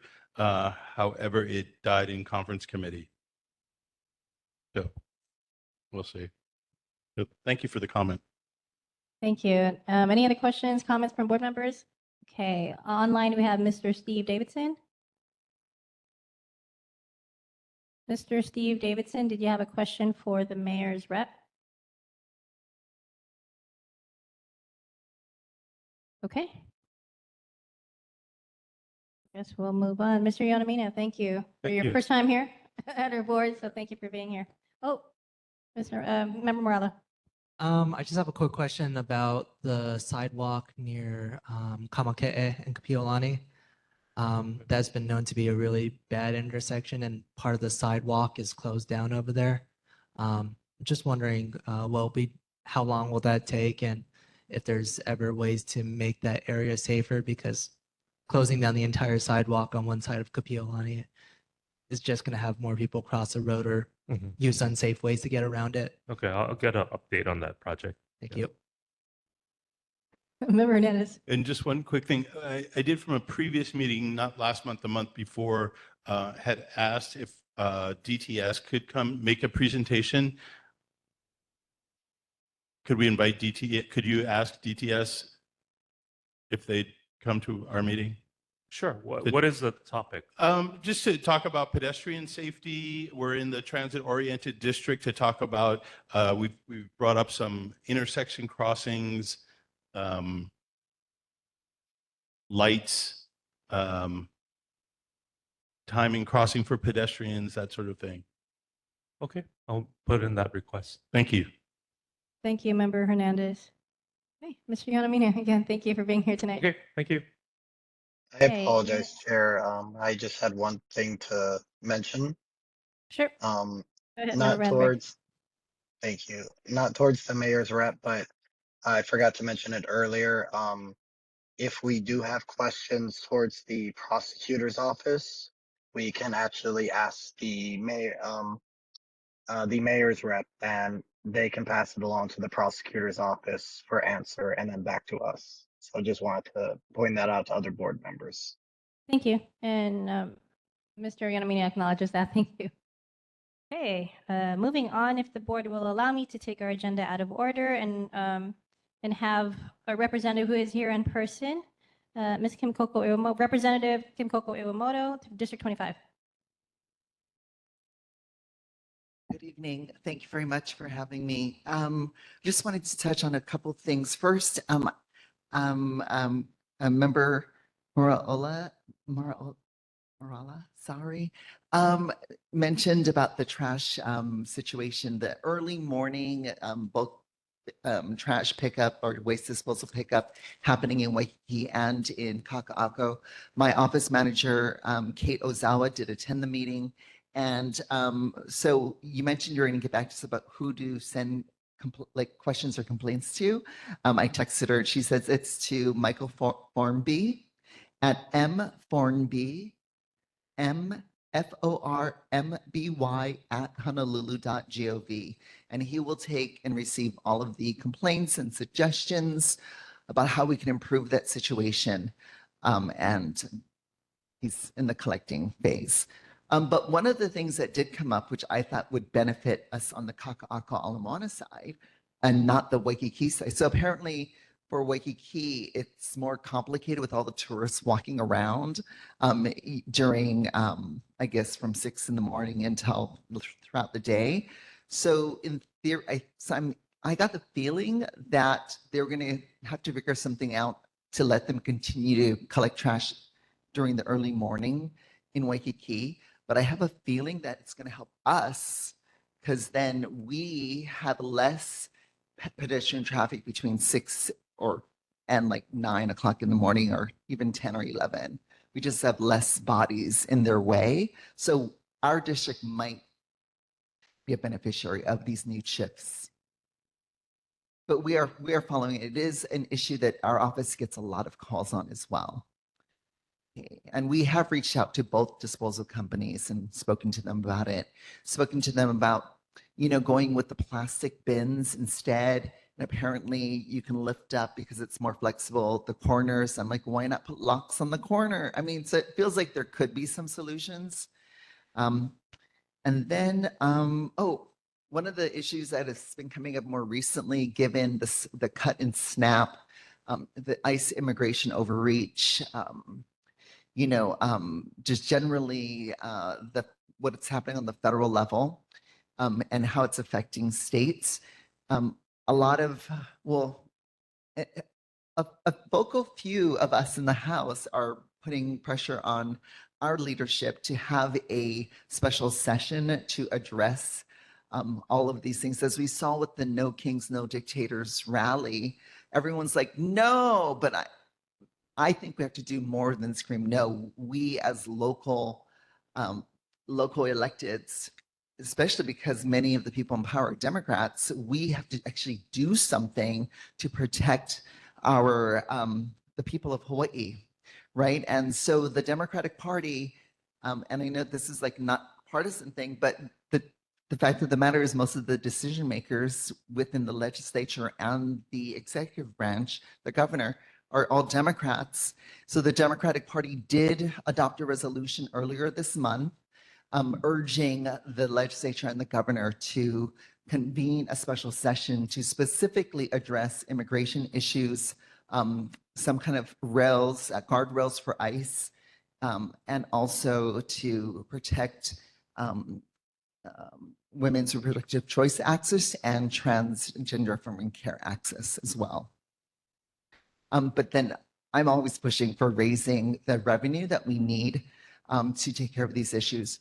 It was just brought up, and so that SNAP portion of trying to move money to help SNAP recipients may require legislative approval. So it may actually be the thing that pushes us to actually go into special session. I'm crossing my fingers.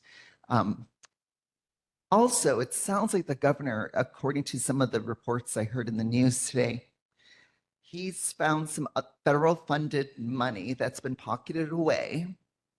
I think there's a total of 400 million, but I think he's going to release maybe 100 million to help with rent relief and utilities relief for families, I think, under a certain income level. And in theory, this would allow them to use that money to buy food. So it's kind of a food relief situation. And that's the concept, that people will be housed and fed.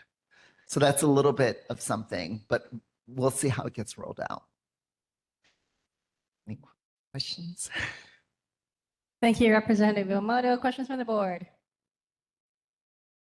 Okay, looks like we're good to go. Thank you for being here in person. Appreciate it. So much. Hey, moving on. Councilmember Nishimoto or his office representative?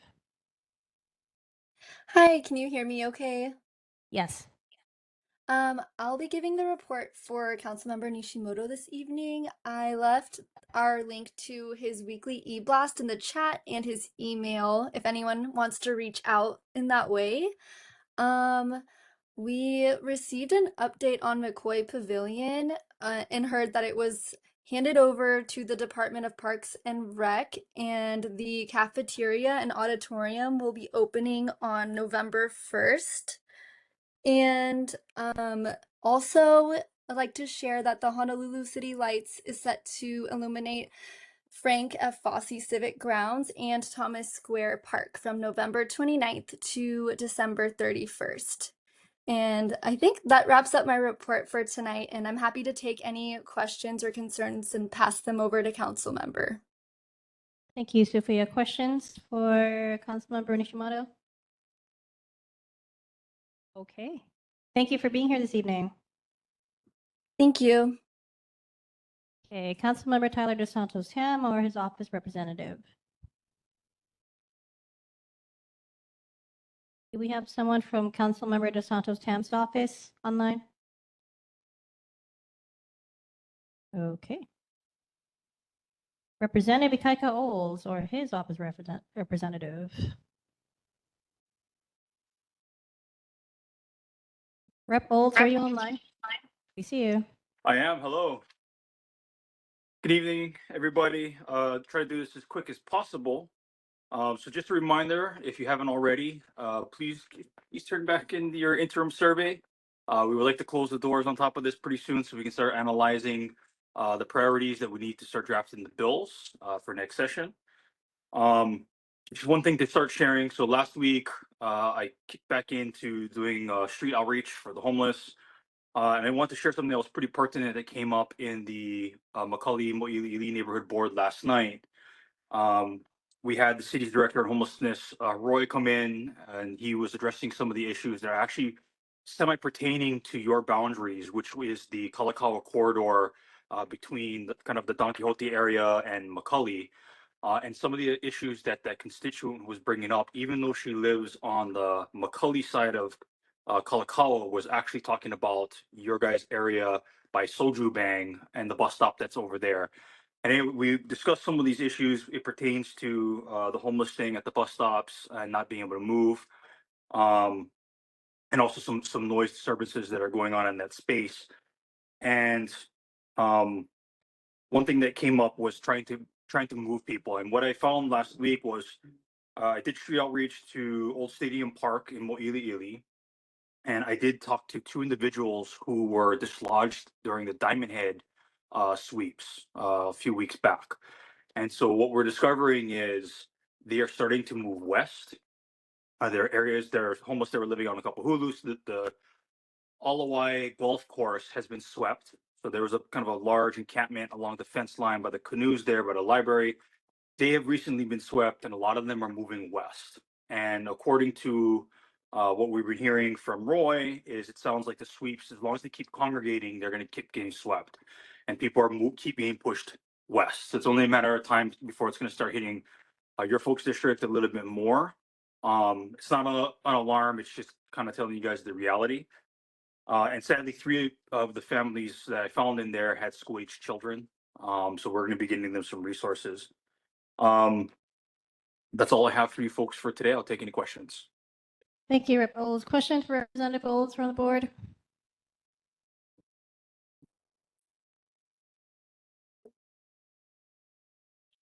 Okay, Member Vanderbrink. Thank you, Rep Olds. I just want to say a concern I've been hearing is with the new downtown improvement district on how that's going to push people east towards us some more. Are you also seeing those concerns as well? I mean, yes and no. Because, for example, yesterday at the Capitol, on the Eva side of the lawn, which is where my office overlooks, so toward Richard Street, we have been seeing a lot more homeless around the Korean and Vietnam War Memorial recently, and that could be very well a possibility. So there's a lot of mobility. Obviously, the problem tends to just kind of move. It doesn't necessarily dissipate. So we'll have to just continue to watch as these changes continue to happen. And if you do start seeing a little bit more homeless in your area, you can always reach out to me. You can reach out to the city. You can reach out to CORE. And we can try to get those resources to them as soon as we can to help quickly address the problem before larger camps start setting up. Thank you. Thank you, Member Vanderbrink and Rep Olds. Any other questions from the board? Okay. Representative Olds, thank you for being here this evening. Thank you for having me. Happy Halloween, everybody. Okay, moving on to Representative Adrian Tam or his office representative.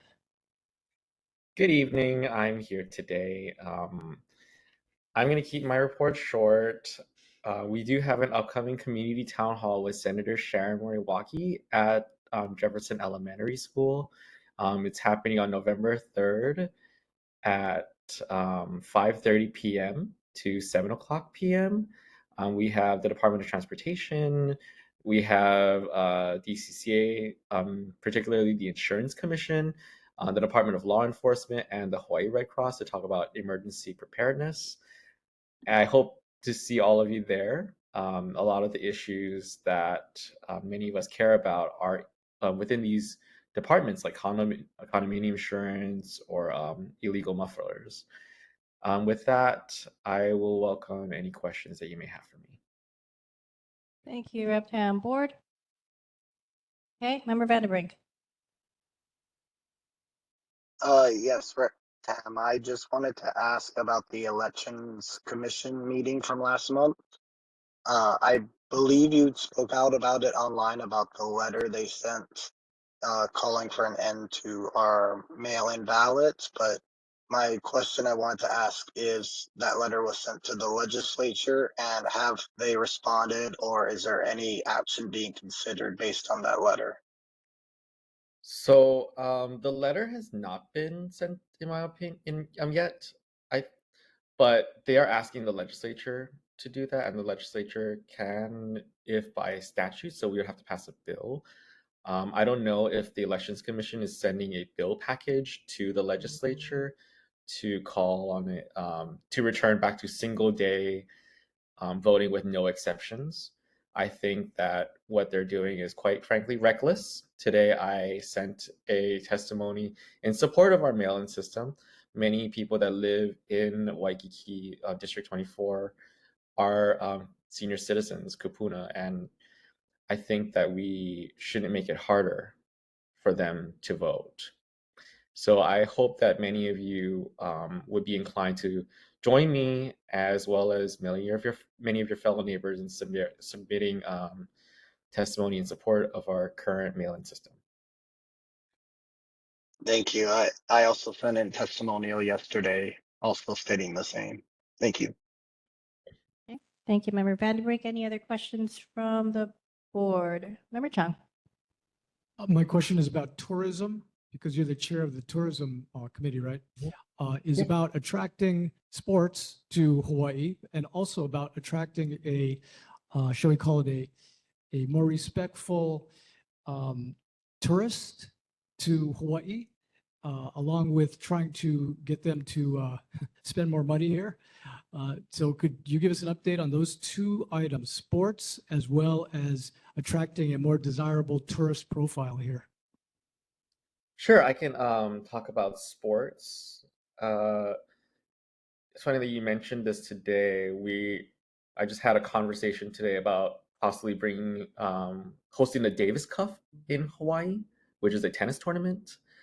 We do have at the Hawaii Tourism Authority, we do have a new board, and I will say that this board is working a lot better. They have broken into several committees, including film and sports.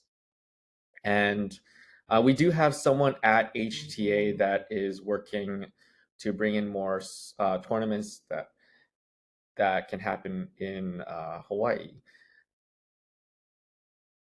I think that sports tourism is a strong way to go, and it will help a lot of our people get involved, as well as to bring a lot of visitors here to help support our economy, but it will also inspire many of our students to excel in sports as well.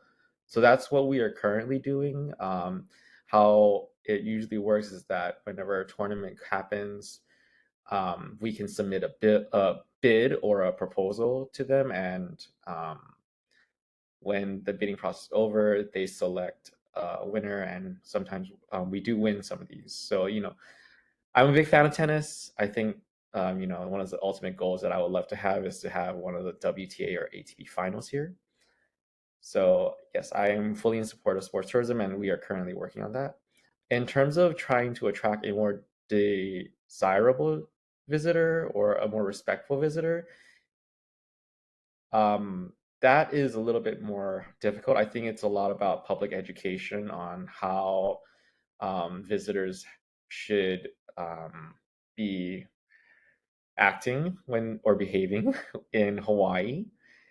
And what I will say is that we have put in marketing budgets to HTA to try to attract visitors from Asian countries.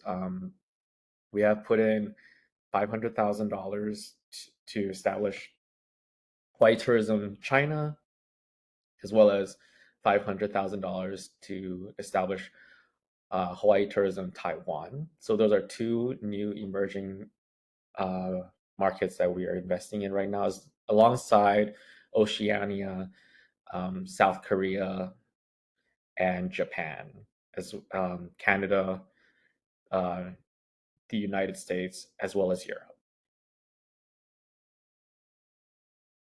Thank you for your question. Okay, thank you, Rep. Tam. Any other questions from the board? One more from Member Chung. Okay, great to support Bring Davis Cup here, all these mainland produced events. I'd like to ask about what about support for local events producers, not just ones from the mainland that are specifically involved with sports?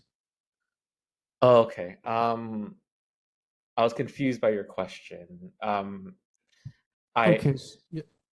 Just to clarify, so there's a number of organizations that are locally based that promote sports. Okay, I understand that, you know, big high profile events that have existing viewership on television, is great to invite them here. We should do that. But my question is the city doing anything to support these local businesses that are producing sports events here? You mean the state? Sorry, At yeah, the the state, sorry. At the state level, we continue to try to support the University of Hawaii athletics.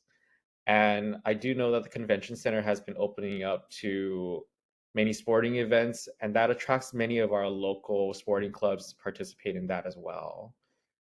I think that's what we have, but we are definitely open to any other ideas on how to enhance local sports here. Thank you, Representative Tam, for being here this evening. Thank you. Hey, Senator Sharon Moriwaki, or her office representative. I see Mr. Joseph Kopshi leaving some links online. Is someone from Senator Moriwaki's office?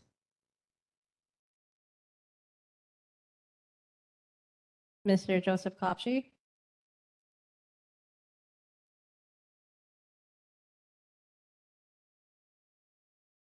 Okay, while we wait for him to come on, let's move on to Governor Green's representative. I thought I saw Miss Ashton Stallings online. There you go. Hi, everyone. Good evening. Earlier in the meeting, I did send in the governor's October newsletter. There's a link in the chat, so please check it out. Some quick highlights. Hawaii Housing Finance and Development Corporation is working on new affordable housing across from Pearl Harbor. The Department of Accounting and General Services opened a new West Hawaii office to better serve Big Islands. If you don't know, DAGS helps maintain public school facilities, state office buildings, courthouses, public libraries, all the things that we like. So that was good news for West Hawaii. And then as a surprise to no one, Hawaii joined the U.S. Affordable Cars Coalition. Great news, affordable energy. And that's just a quick rundown, but I'm happy to take any questions. Member Hernandez. Good evening. I wonder if you had any update. Recently, the governor issued an executive order regarding the epidemic of traffic violence. And has anything happened as a result of that? And then sort of follow on to that, in July 2023, the governor signed Act 242, the Highway Safety Modernization Council. And how can we kind of facilitate that to kind of improve safety on our roadways in the face of so much traffic violence? Thank you.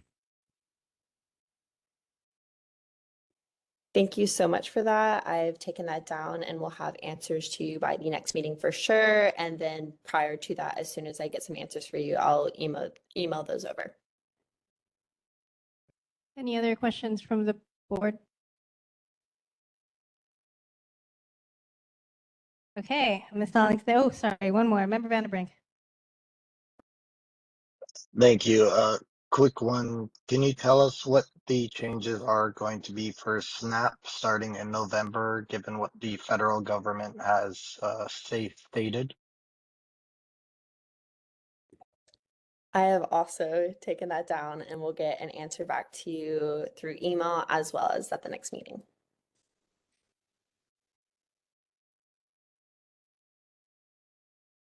Okay, thank you. Moving on, the time is now 8 p.m. Let's go through this. Agency reports, HCDA. Thought I saw a link from HCDA online. Is anyone from HCDA? Okay, unable to make it, but I think we have something from them. So if I can forward that if it's in my email. Hart. Mr. Harry Chode, are you on?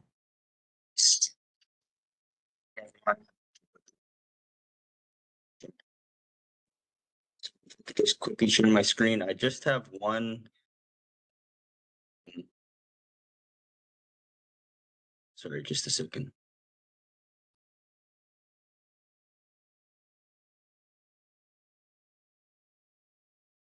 I just have one announcement to share, and it's to invite everyone to our upcoming station design workshop for the Civic Center station, which is proposed to be located on South Street and Halikuila Street in the Kaka'ako area. And the design workshop will be taking place on Wednesday, November 5th from 6 to 8:30 p.m. at Ke'elikolani Middle School cafeteria.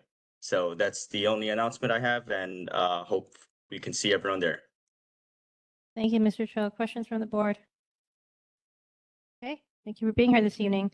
Let's go back to Senator Sharon Moriwaki's office representative, Mr. Kopshi. Are you on? Okay, I think they sent a link as well in the chat. Okay, moving on to announcements. Looks like we have Mr.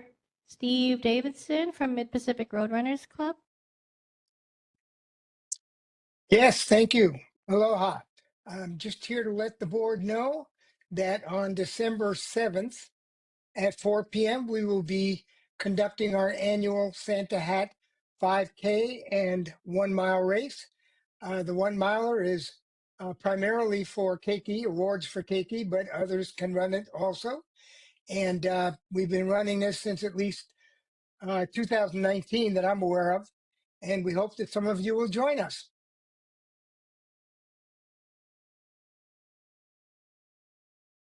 Thank you, Mr. Davidson. Do you have a link that we can, or a website that we can go to so we can get more information? I'll put it in the chat. Thank you so much. Thank you for being here Thank this evening.